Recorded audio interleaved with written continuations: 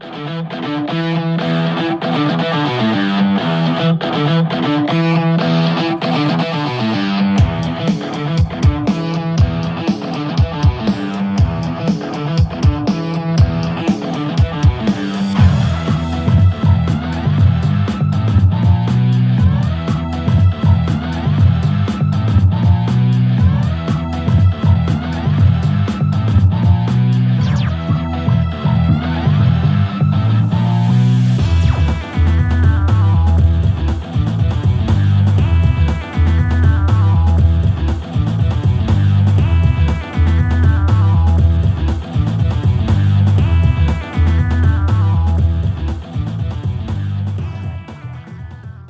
global elite want you to be poor. I'm going to reveal why they want you to be poor and how they're going to try to achieve their objectives in 3 simple, fast steps. Step number 1, let's go over the history of energy consumption, global energy consumption. We've got a chart going all the way back to 1800 to today's date. On the left, we go from 0 up to 180,000. This is terawatt hours. So this gives us an idea or a visual representation of not only how much energy we have used in the past and how much we're using now, but also what types of energy.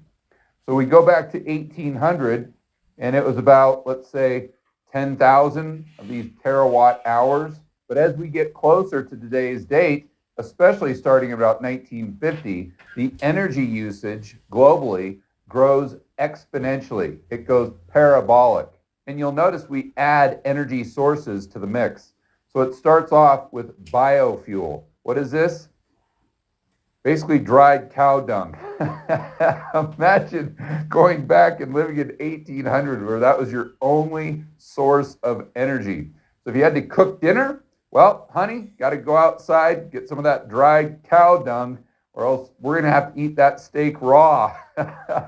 That's pretty much what it was like to live in 1800s. Shocking that it was only 200 years ago. But then once we graduate from the cow dung, we go on to coal, oil, natural gas, nuclear, and now more recently, green energy, renewable energy. And this is very important for the future.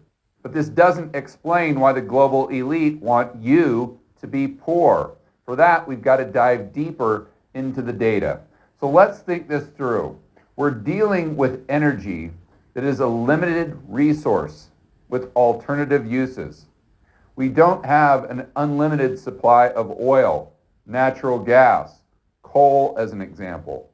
And before we move on, editor, go ahead and throw up the chart. I want to point out that even though we have added more efficient sources of energy, we haven't gotten rid of the energy we used in the past.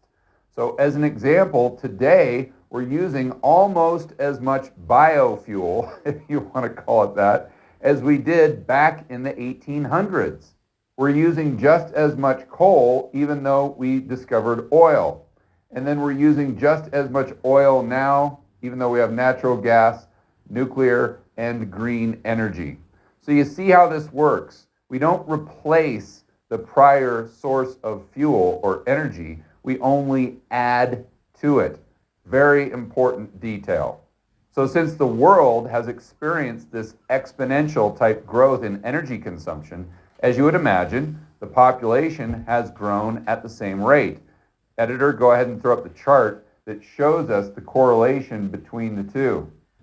So if our population continues to grow at the same rate, the next question would become, well, how do we have the exponential growth with a limited resource with alternative uses? So we've got this limited resource. What is our growth plan? Well, the global elite, this is obviously Bill Gates. You see, he's holding a sign that says net zero by 2050. And we'll get into that in just a moment.